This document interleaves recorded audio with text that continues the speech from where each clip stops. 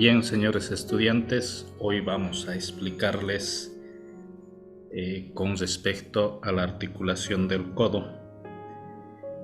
Como ustedes ahí pueden apreciar, esta articulación es articulación sinovial. En ella van a corresponder tres piezas óseas: el extremo distal del húmero, el extremo proximal del cúbito y el extremo proximal del radio, constituyendo de esa manera tres sinoviales. La polea que ofrece o la tróclea humeral con el cúbito constituyen esa articulación troclear. La cabeza menor del húmero con la cabeza del radio, la cavidad glenoidea, forman una articulación condilia, y las articulaciones radiocubital proximal constituyen una articulación de tipo trocoide.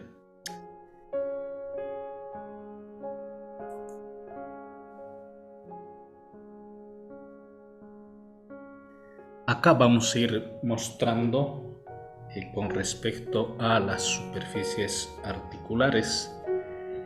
Por parte del húmero tenemos eminencias articulares, luego mostraremos eminencias no articulares y las fosas supraarticulares. En las eminencias articulares tenemos a esta polea que representa 5/8 de un cilindro. Esto es la polea o tróclea. La misma se caracteriza por tener una garganta y dos carillas que se van a inclinar, conocidos como vertientes. El más sobresaliente es el medial.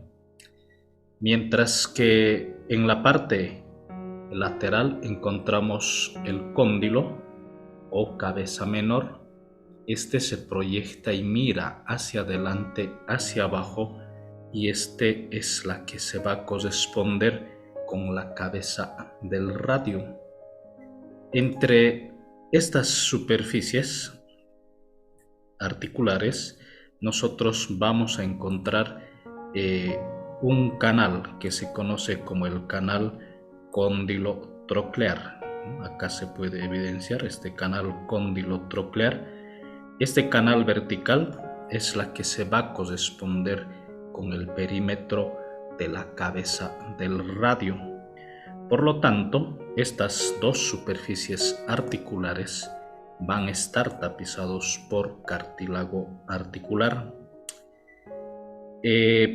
Por encima de estas dos eminencias nosotros encontramos justamente dos procesos óseos: el epicóndilo medial, también llamado epitróclea. En la misma vendrán a insertarse el ligamento colateral cubital y los músculos epicondilios mediales, y otro menos desarrollado es el epicóndilo lateral.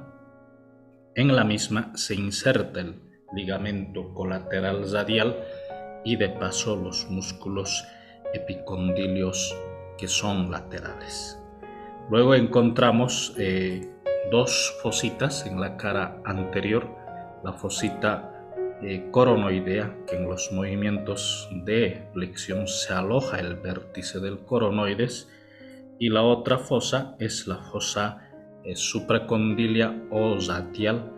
En los movimientos de flexión vendrá a alojarse el perímetro de la cabeza del radio. Sin embargo, no estamos observando inmediatamente por encima de la tróclea, en la cara posterior, encontraremos a la fosa olecraniana, que en extensión el olecranón se aloja justamente.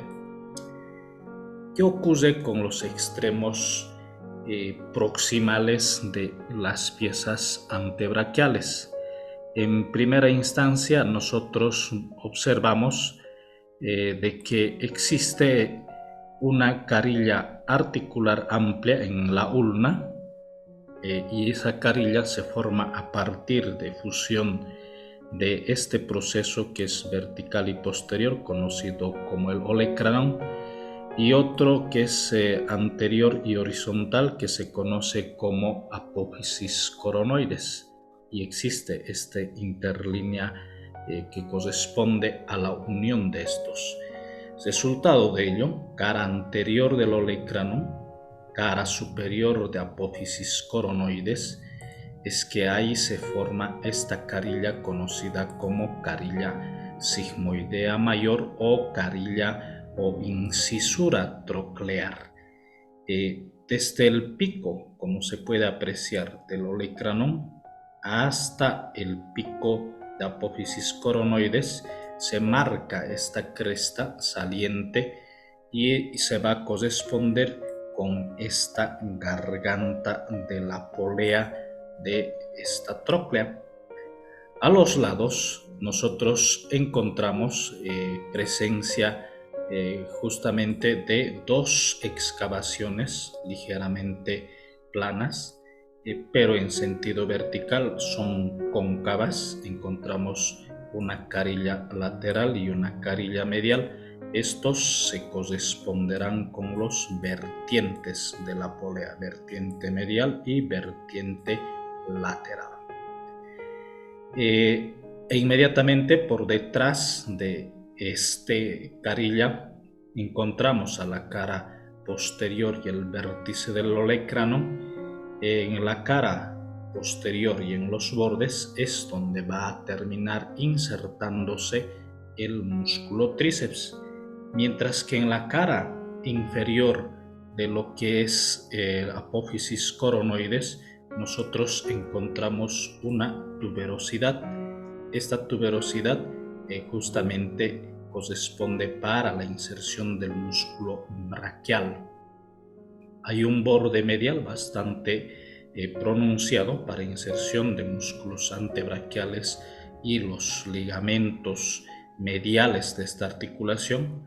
Un borde lateral que se interrumpe por la presencia de otra carilla que se conoce como la escotadura sigmoidea menor o carilla radial, o también se conoce como incisura radial, que tiene forma de semiluna y de paso es cóncavo en sentido antero-posterior.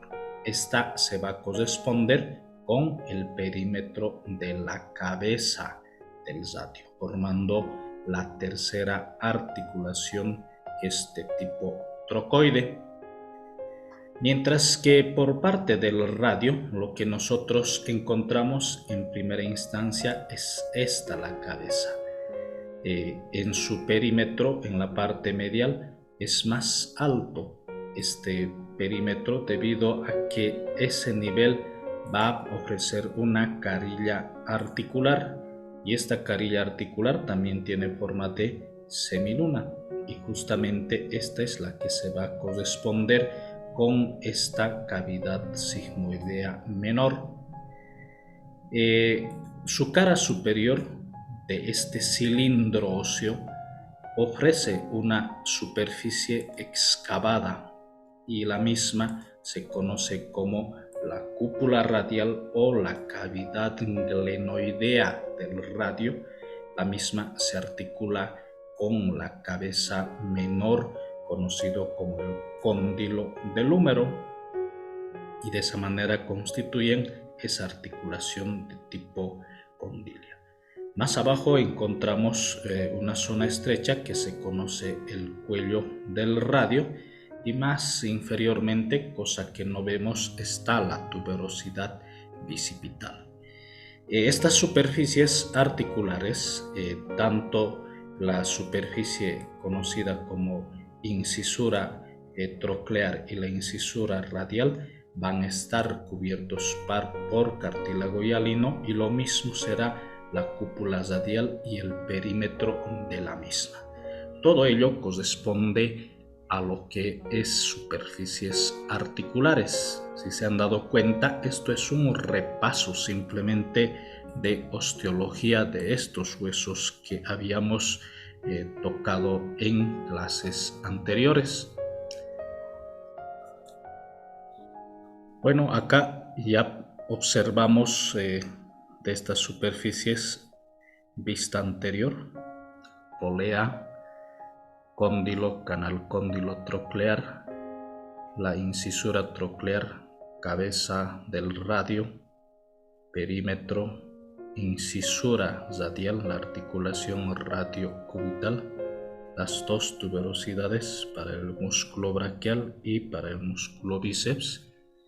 Cara posterior tenemos a la fosa olecraniana, apófisis olecranum, coronoides y la interlínea articular humeroradial y los epicóndilos lateral y medial, y este canal conocido como el canal epitrócleo olecraniano.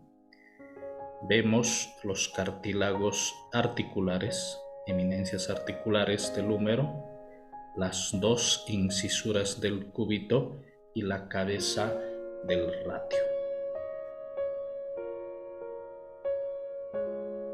Acá también podemos observar la interlínea articular y el olecranum en su fosa olecraniana. Acá vemos la cabeza menor del húmero. Aquí se observa claramente el cartílago articular, y lo mismo vemos en la cabeza del radio, la cavidad glenoidea, la interlínea articular. Acá observamos el cuello del radio, y esto es el ligamento anular, la superficie medial. Acá este es el músculo supinador que va a abrazar justamente la parte lateral y anterior de esta articulación. Medios de unión. Cuando nos referimos a medios de unión, hablamos de ligamentos. El primer ligamento, que tiene forma de un manguito y además convierte a nuestra articulación en una cavidad, es el ligamento capsular. Este tiene fibras longitudinales, las mismas se insertan partiendo de la cara anterior del epicóndilo lateral, por encima de la fosa supracondilia, por encima de esta fosa coronoidea, luego alcanza lo que corresponde cara posterior del epicóndilo medial y se dirige por alrededor, es decir, en el perímetro de la fosa olecraniana, para terminar otra vez en el epicóndilo lateral, una inserción circunferencial humeral bastante irregular. A partir de ahí, sus fibras se dirigen para abajo, para luego también insertarse de manera circunferencial. Fíjense, inmediatamente por debajo del vértice de apófisis coronoides, en la cara inferior, en el borde medial del mismo apófisis coronoides, se dirige a la superficie triangular, bifurcación de la cresta interósea, cuello del radio, va a rodear de esta manera y se coloca ya en la parte posterior para luego insertarse en los bordes del olecranum, borde lateral, cara posterior, borde medial, y así alcanza el borde medial de lo que es el proceso coronoideo, y de esa manera lo van a convertir en una cavidad articular. Reitero, la superficie interior de este ligamento va a estar tapizado por la membrana sinovial. Sin embargo, existen ligamentos de refuerzo, y estos ligamentos de refuerzo son extracapsulares, están fuera de la cápsula fibrosa. Tenemos al ligamento anterior. Acá vemos el ligamento capsular, muy pegado a la misma. Veremos al ligamento anterior, es más, tiene forma de un abanico cuya base toma inserciones por encima de las fosas coronoidea y supracondilia, y a partir de ahí sus fibras convergen para terminar insertándose a nivel de apófisis coronoides del cúbito. Muy bien, acá vemos el ligamento posterior. Hay dos tipos de fibras transversales que van de un epicóndilo a otro epicóndilo, se llaman fibras humerohumerales, y hay otras fibras que son oblicuas, que se proyectan hacia abajo y terminan en el olecranon, y de ahí conocemos con el nombre de fibras húmero-olecranianas. De hecho, este ligamento posterior es bastante laxo, porque este difícilmente se va a lograr separar del ligamento capsular. El ligamento medial en su origen lo hace a nivel del epicóndilo medial, y a partir de ahí sus fibras se dividen en 3 fascículos. Anterior se va a insertar a nivel de apófisis coronoides. El fascículo medio se dirige para terminar insertándose en el borde medial de apófisis coronoides. Su fascículo posterior, que acá lo encontramos, este tiene fibras más cortas y este se proyecta sobre el borde medial del olecranon. Y un ligamento accesorio que viene desde el olecranon a coronoides se conoce como el ligamento de Cooper. Todos ellos representan el ligamento medial de la articulación del codo. El ligamento lateral tiene 3 fascículos: el fascículo anterior, fascículo medio y fascículo posterior. Los 3 en su origen se insertan en el epicóndilo lateral. El anterior se proyecta hacia adelante para terminar en el borde superior de este ligamento anular. Luego tenemos el fascículo medio, que también se sigue insertándose en el borde superior del ligamento anular, y algunas fibras alcanzan la base del olecranon. Sin embargo, el fascículo posterior, como aquí podemos apreciar, se inserta en la cara posterior del epicóndilo y se proyecta para luego terminar en el borde lateral del olecranon. Entonces, eso con respecto a ese ligamento lateral. Además, encontramos el ligamento anular. El ligamento anular que está presente en esta articulación, aunque corresponde a la articulación radiocubital proximal.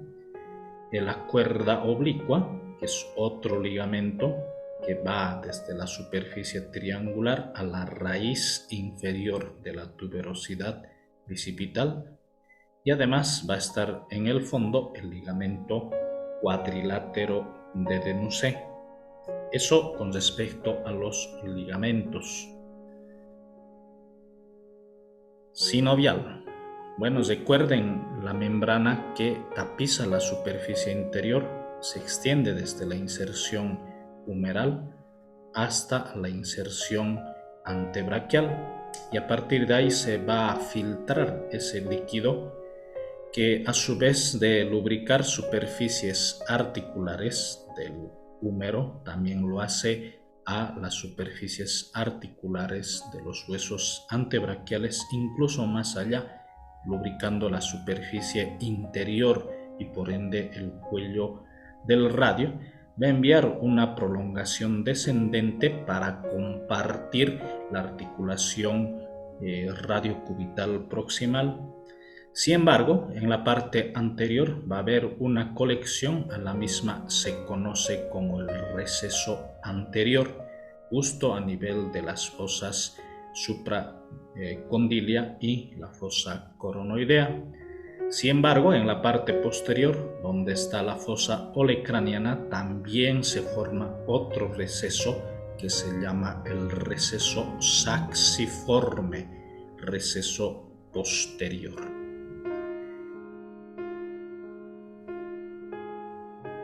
Relaciones. Cuando hablamos de relaciones nos referimos a los diferentes elementos anatómicos que están delante.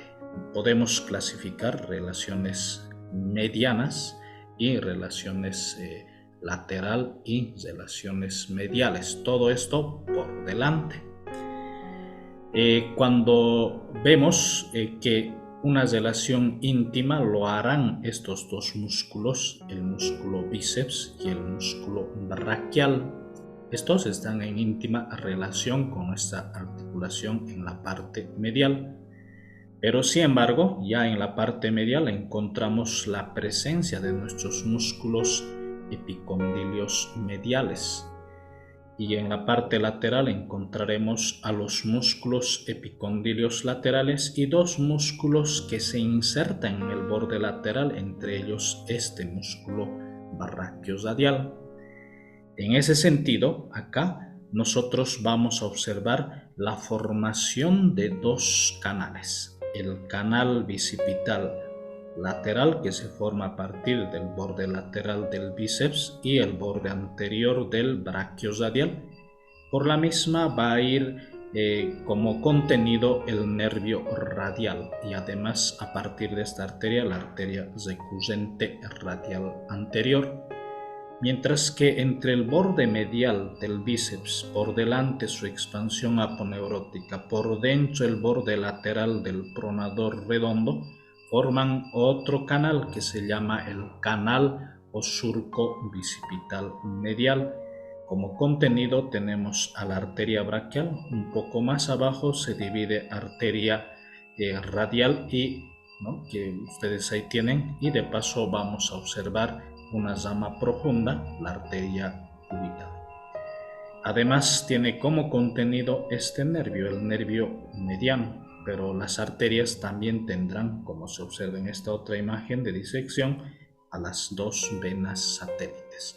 Por lo tanto, canal bicipital medial y el canal bicipital lateral. Incluso los bordes anteriores o borde medial del brachioradial, borde lateral del músculo pronador y la flexura forman un triángulo. A la misma se conoce como fosa del codo. Entonces está en relación con la fosa del codo, los dos canales y su contenido, que son los tendones musculares bíceps y braquial o braquial anterior. Acá, ya en la parte más lateral, una relación más íntima es el músculo supinador que estamos mostrando. Y acá vemos a la arteria recurrente radial anterior, se anastomosa con la rama anterior de arteria braquial profunda, y es el nervio radial. Esto es muy importante desde el punto de vista de sus relaciones mediales. Por dentro tenemos a los músculos epicondilios mediales. Es el músculo pronador redondo. Fíjense, es el músculo pronador redondo, y este va a tener dos fascículos. Por medio de esto atraviesa este nervio mediano, y de ahí a veces puede haber compresiones debido a la hipertrofia de este músculo. Te da un síndrome del nervio mediano.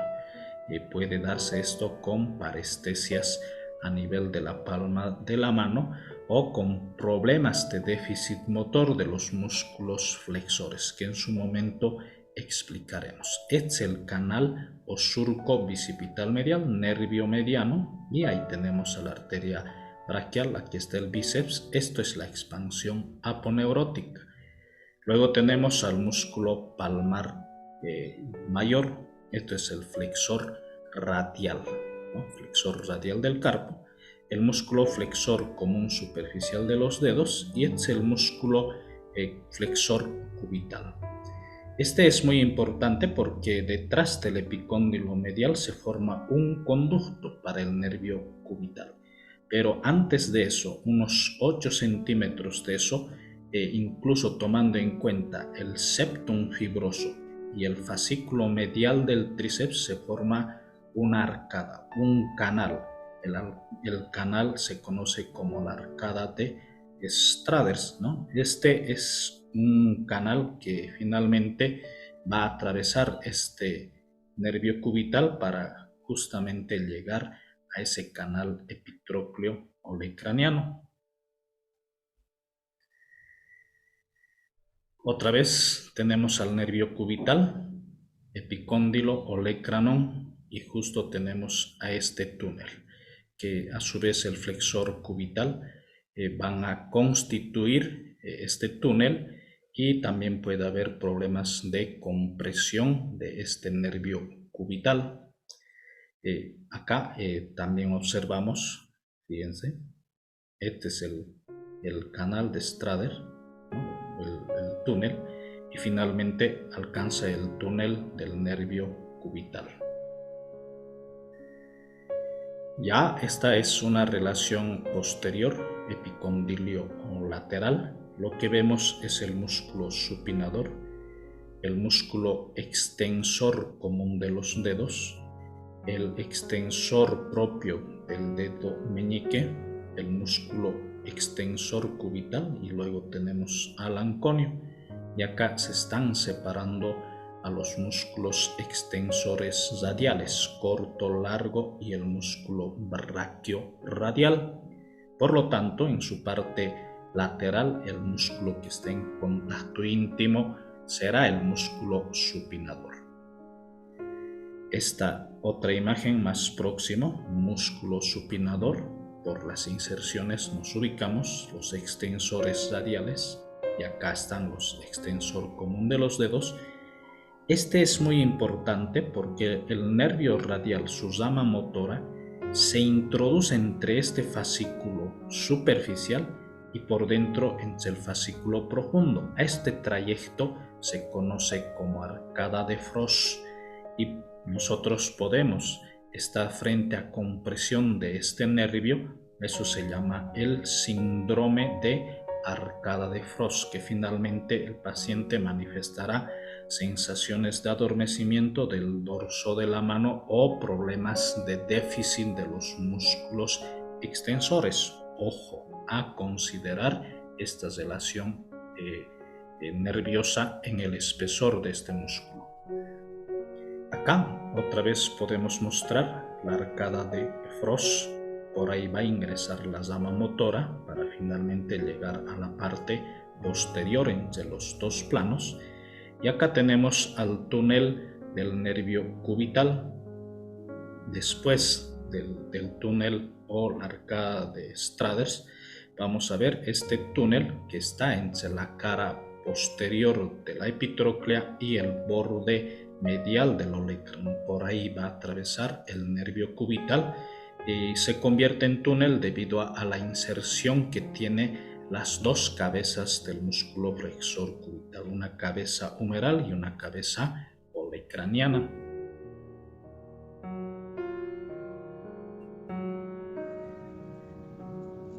Para poder entender la irrigación de articulación del codo, en primer lugar vamos a ver esta arteria, que es la arteria braquial, que una vez alcanzado la fosa del codo, se divide en sus dos ramas terminales, una lateral, que es la arteria radial, y de paso tenemos una arteria medial, que es la arteria cubital. A partir de estas arterias nacen otras arterias colaterales, y estas arterias colaterales alrededor de lo que son los epicóndilos, tanto epicóndilo medial y epicóndilo lateral, se van a anastomosar y forman estos circuitos vasculares.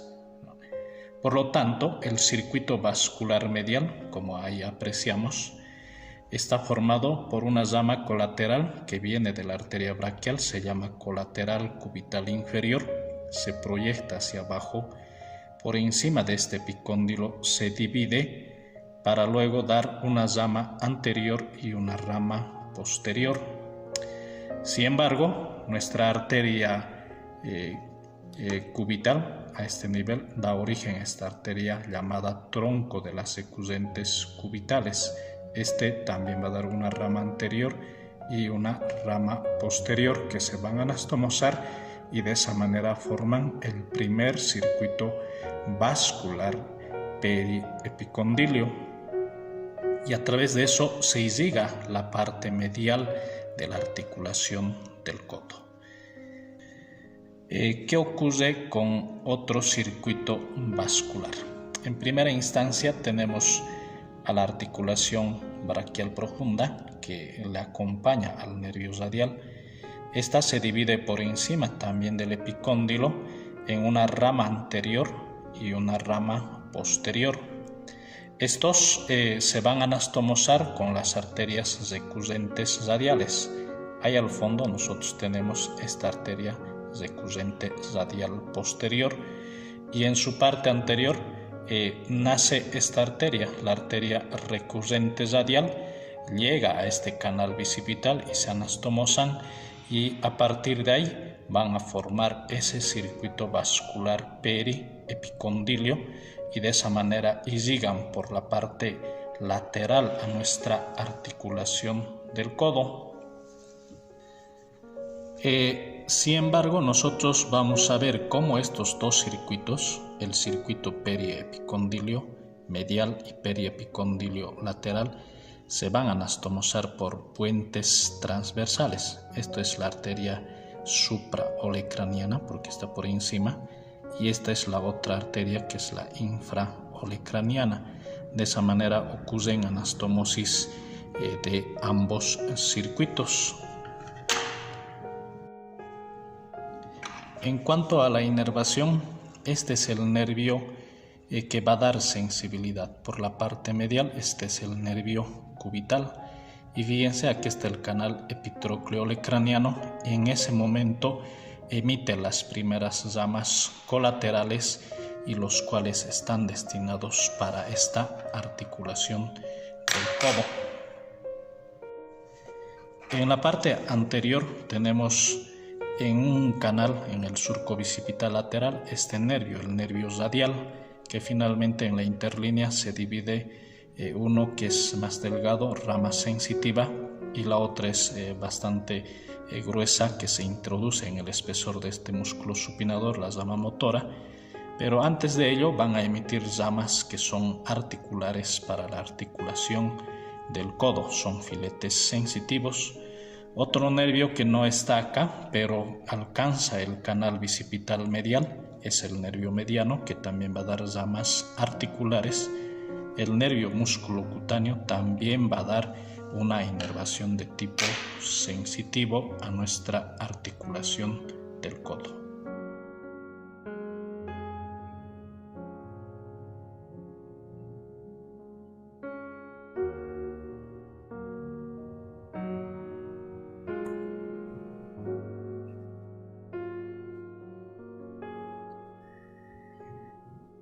Muy bien, señores estudiantes, ya para concluir con articulación del codo nos vamos a referir a los movimientos de la misma. Acá estamos observando este movimiento de flexión, es cuando el antebrazo se aproxima al brazo y sobre la misma van a obrar, gracias a la contracción, los siguientes músculos. Ahí tienen el músculo bíceps, tenemos al músculo braquial o braquial anterior, y de paso tenemos al músculo brachioradial. Ellos son músculos flexores, y vean ustedes cómo obran sobre esta articulación del codo. Acá lo contrario, estamos hablando de movimiento de extensión. Es cuando el antebrazo se aleja del brazo, y como dos músculos son los que van a obrar o realizar este tipo de movimiento. Tenemos a este pequeño músculo anconio, pero el verdadero músculo extensor sobre esta articulación y sobre el antebrazo es el músculo tríceps, el músculo tríceps braquial. Entonces, otro movimiento, aunque esto corresponde ya a las articulaciones radiocubital proximal y radiocubital distal. Sin embargo, nosotros habíamos estudiado la articulación radio cubital proximal. Acá ocurren estos dos movimientos. El primero es de pronación. Significa de que la palma de la mano gira hacia adentro y proyectándose hacia abajo. Pronar de dar. ¿Qué músculos van a obrar este tipo de movimiento? Son el músculo pronador redondo y el músculo pronador cuadrado. Bueno, el otro movimiento es el movimiento de supinación. Significa que el radio gira de adentro para afuera y de la misma manera la palma de la mano se proyecta hacia arriba o hacia adelante. Supinar significa pedir, ¿no? Súplica. ¿Qué músculos van a intervenir en la misma? El músculo más importante es el músculo supinador. Esto es un músculo que rodea manera de un manguito a esta articulación del codo, y cuando está en una pronación forzada, de cierta manera también actúa este músculo braquiorradial, que también se conoce como el músculo supinador largo. Bueno, en cuanto a lesiones traumáticas, el codo con frecuencia puede sufrir luxaciones, sobre todo en caídas deportivas, accidentes laborales. Esto hace que se desplacen las superficies articulares. Acá ya reducida, acá todo el olecranon proyectado hacia atrás. En esta otra imagen, lo que apreciamos, fractura del olecranon, es una tomografía, y una fractura con desplazamiento anterior de cabeza del radio. Acá vale la pena considerar lo siguiente. Recordarán ustedes que justamente por detrás del epicóndilo va a atravesar nuestro nervio cubital, y este nervio cubital puede ser lesionado por este tipo de fracturas, ¿verdad? Y este tipo de fractura puede comprimir y lesionar a la rama motora de nuestro nervio radial, porque hay una rama anterior sensitivo y una rama motora, también puede lesionar. Vean acá el foco de fractura, cabeza del radio con hundimiento, y lo mismo acá, se puede apreciar todo ello.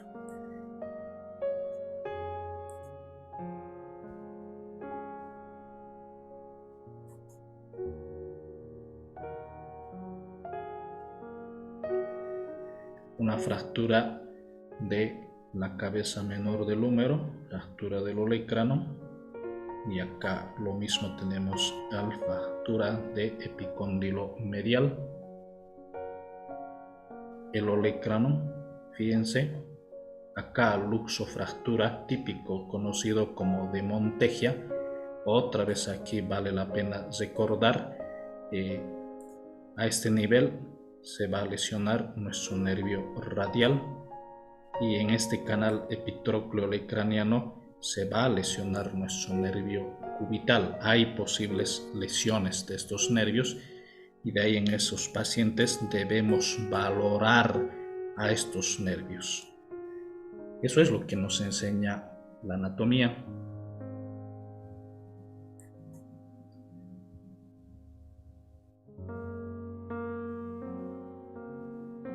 Bueno, con eso concluimos con lo que concierne a esta articulación del codo.